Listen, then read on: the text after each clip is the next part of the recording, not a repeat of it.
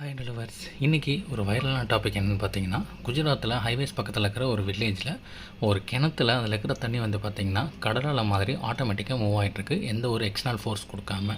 நிறைய பேர் நிறைய தியரி சொல்லிகிட்டு இருக்கிறாங்க. அதில் சிலது வந்து பார்த்திங்கன்னா ரிப்பீட்டடாக சொல்கிற ஒரே தியரி வந்து அந்த கிணத்து கடையில் இருக்கிற அந்த நிலத்தகடு வந்து நகரதுனால பார்த்திங்கன்னா இந்த மாதிரி ஒரு வேவ் ஃபார்ம் வந்து உருவாகுது அப்படிங்கிறாங்க. இன்னும் சில பேர் பார்த்திங்கன்னா அந்த கிணத்து கடையில் இருக்கிற அந்த சில கேஸ் மாலிகல்ஸ்லாம் பார்த்திங்கன்னா வெளியில் வர ட்ரை பண்ணும்போது இந்த மாதிரி ஒரு வேவ் ஃபார்ம் உருவாக்குதுன்னு சொல்கிறாங்க. பட் என்னை பொறுத்த வரைக்கும் பார்த்திங்கன்னா இது ரெண்டுமே தப்பு தான். ஏன்னா கேஸ் மாலிகல்ஸ் வந்து உள்ளே இருந்து வெளியில் வரும்போது பார்த்திங்கன்னா அது பபுள்ஸாக தான் வெளியில் வரும். இந்த மாதிரி ஒரு எக்ஸ்டர்னல் ஃபோர்ஸை வந்து அது க்ரியேட் பண்ணாது. ரெண்டாவது வந்து பார்த்திங்கன்னா நிலத்தகடை நகரும்போது இந்த மாதிரி ஒரு வேவ் ஃபார்ம் வந்து உருவாகுன்னு சொல்கிறாங்க. பட் அதுவும் தப்பு தான். ஏன்னா நிலத்தகடை வந்து கீழே வந்து நகரும்போது அதில் கேப்ஸ் ஏதாவது உருவாச்சுன்னா அது வழியாக பார்த்திங்கன்னா தண்ணி வந்து கீழே போயிடும். அப்போ வந்து பார்த்திங்கன்னா அந்த கிணத்தோட தண்ணி மட்டம் குறையும். பட் வேவ் ஃபார்ம் அப்படியே தான் இருக்குன்னு வச்சுக்கோங்க.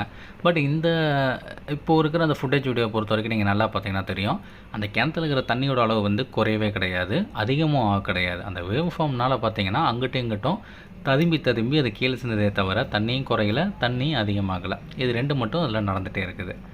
சரி, நீ ஏதாவது தியரி வச்சுருக்கேன்னு கேட்டிங்கன்னா எங்கிட்ட ஆன்சர் கிடையாது. என்னை பொறுத்த வரைக்கும் பார்த்திங்கன்னா இந்த உலகத்தில் இருக்கிற எல்லா விஷயத்துக்குமே ஒரு அறிவியல் விதிமுறை இருக்குது.